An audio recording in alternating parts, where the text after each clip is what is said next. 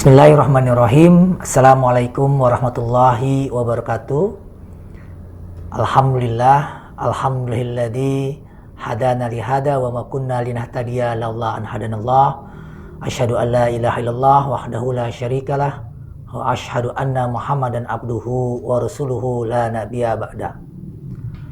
Alhamdulillah, para sahabat-sahabat Asy-Syifa, para pecinta Ramadan, para pemburu Lailatul Qadar, pada sore hari ini kita dipertemukan kembali oleh Allah Subhanahu wa taala dalam rangka mengisi waktu-waktu Ramadan kita, apalagi saat ini berada pada penghujung dari 2/3 Ramadan yang sudah kita jalani tahun 2002 atau 1443 Hijriah. Sesungguhnya mereka yang rugi, dikatakan oleh Rasulullah, di bulan Ramadan adalah mereka yang tidak bisa mengambil sebanyak-banyaknya kebajikan, amal-amal kebaikan di bulan Ramadan ini. Insya Allah masih ada 10 hari terakhir yang kita bisa maksimalkan dalam rangka menuju target dari ibadah Ramadan adalah menuju manusia-manusia yang bertakwa. Pada kesempatan sore hari ini kembali akan disampaikan sebuah hikmah pelajaran kisah dari sahabat Rasulullah. Salah seorang sahabat Rasulullah yang masih berusia muda, yang dijuluki sebagai cendekiawan muslim, yang paling tahu, paling mengenal tentang halal dan haram. Itulah Mu'adz bin Jabal. Tentu saja kisah sahabat ini tidak semata-mata sebuah cerita saja, tetapi juga merupakan suatu bentuk pembelajaran agar kita bisa termotivasi, agar lebih dekat kepada Allah Subhanahu wa taala, mengoreksi cara hidup keseharian kita, pribadi kita, keluarga kita dengan mencontoh figur para sahabat Rasulullah. Banyak sekali sahabat Rasulullah memiliki figur-figur yang barangkali kita bisa contoh. Ada figur seorang ulama, ada figur seorang ayah, ada figur seorang pemuda, ada figur seorang pedagang, ada figur seorang intelektual muslim. Nah, kesempatan kali ini kita akan bahas mengenai kisah Mu'adz bin Jabal. Mu'adz bin Jabal ini adalah seorang penduduk Ansor, ya, atau kaum Ansor, penduduk kota Yasrib, kota Madinah, yang termasuk dalam as-sabiqunal awwalun, itu golongan orang-orang yang paling awal memeluk agama Islam. Berusia saat itu 18 tahun ketika bersama dengan sekitar 70 orang utusan dari kaum Ansor atau utusan dari kota Yasrib, kota Madinah, untuk berbaiat kepada Rasulullah, bersyahadat kepada Rasulullah. Usia yang masih sangat muda, 18 tahun, usia barangkali kalau saat ini usia anak-anak SMA, ya selepas SMA. Dan ini merupakan usia yang istimewa pada saat itu, karena walaupun memang ada sahabat Rasulullah yang lebih muda usianya ketika memeluk agama Islam, mungkin usia 9 tahun, 13 tahun. Tapi Mu'adz bin Jabal ini di usia 18 tahun itu, kalau kita lihat beliau berada di kota Yasrib atau kota Madinah yang jaraknya itu sekitar 450 km dari kota Mekah, di mana Rasulullah saat itu berada. Jadi paparan terkait dengan kehidupan Rasulullah itu hanya berdasarkan suara-suara yang didengar dari percakapan-percakapan para kafilah yang kembali dari Mekah. Tapi dengan ketulisan hati, cahaya iman, di usia yang 18 tahun ini sudah kemudian ikut berbaik kepada Rasulullah. Sungguh luar biasa dengan usia yang sangat muda sebenarnya.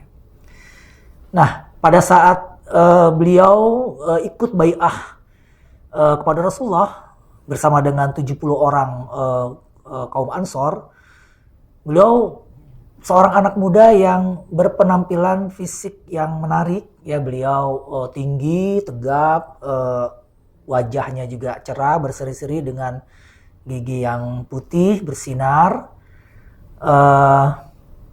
Dan beliau itu adalah seorang yang sebenarnya tidak banyak bicara, pendiam gitu ya, tetapi dan penuh ketenangan, tetapi ketika beliau bicara dan dimintai pendapatnya, banyak orang yang kemudian terpesona, terpikat dengan gaya bicara dan terpikat dengan begitu luasnya pengetahuan Mu'adz bin Jabal.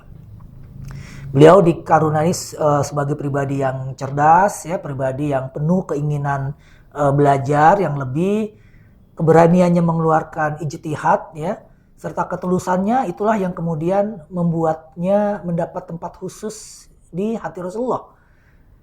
Bahkan Rasulullah pernah mengatakan kepada Mu'adz bin Jabal, "Ya Mu'adz, ketahuilah sesungguhnya demi Allah aku sangat mencintaimu." Luar biasa seandainya kita berangan-angan Rasulullah itu mengucapkan nama kita, bukan namanya Mu'adz gitu.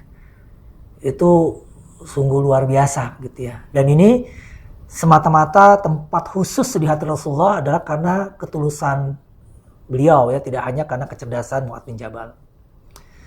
Nah, tadi sudah disinggung bahwa Mu'adz bin Jabal ini juga terkenal sebagai cendekiawan muslim yang paling tahu tentang halal dan haram. Nah, ini adalah pujian Rasulullah.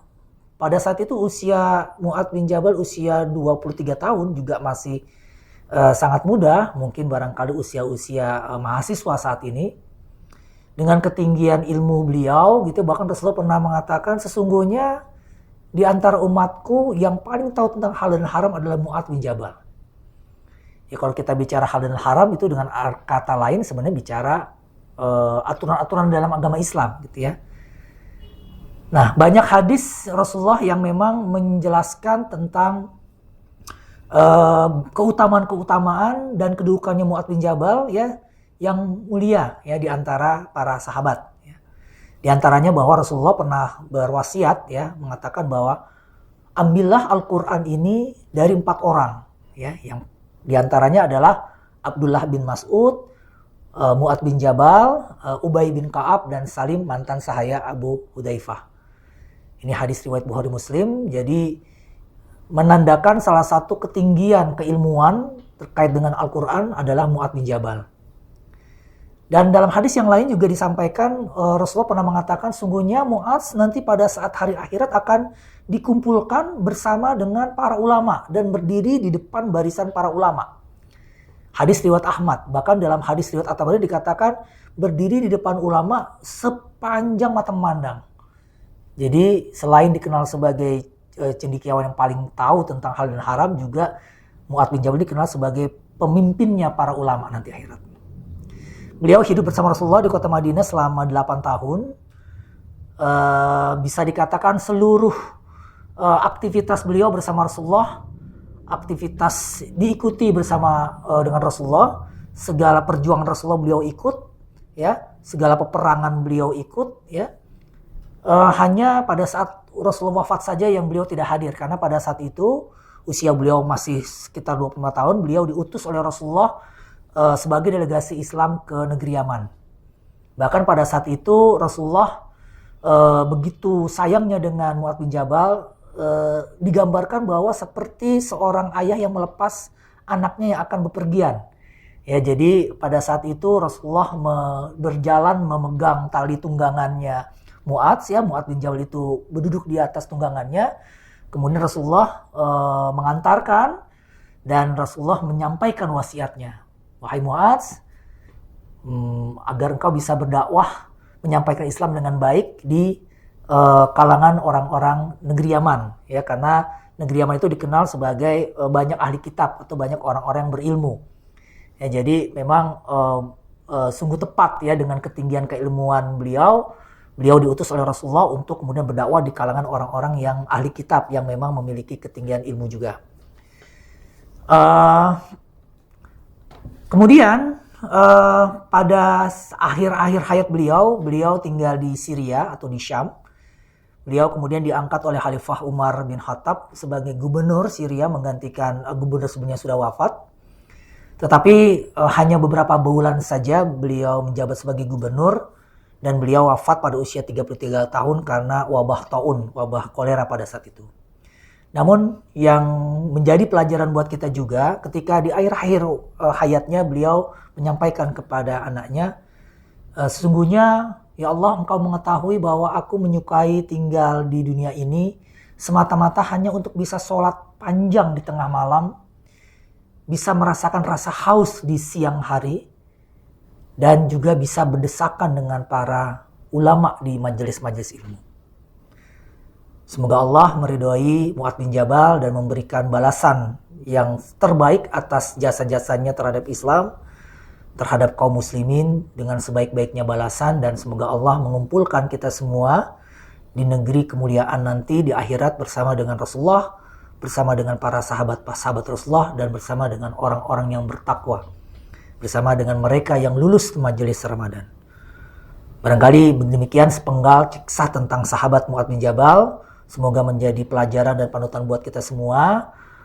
Apa yang benar itu datangnya semata-mata dari Allah Subhanahu wa taala, dan apa yang salah merupakan kekhilafan saya selaku manusia biasa. Alhaqu minkum. Assalamualaikum warahmatullahi wabarakatuh.